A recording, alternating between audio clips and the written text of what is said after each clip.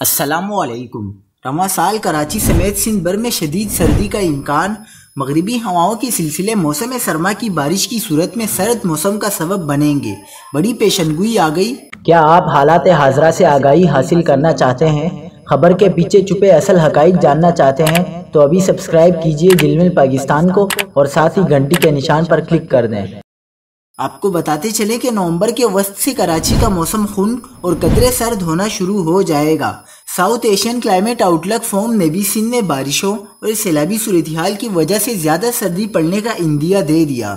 Chief meteorologist سردار سرفراز کے مطابق شہر میں اکتوبر کا مہینہ بلوچستان کی ہواؤں کے زیر اثر اور سمندری ہواؤں کے متاثر ہونے کے سبب گرم گزرے گا۔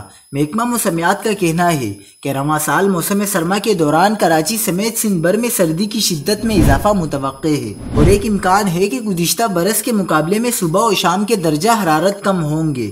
سردار سرفراز کے مطابق سندھ میں موسم سرما کا آغاز عموماً نومبر کے وسط میں ہوتا ہے۔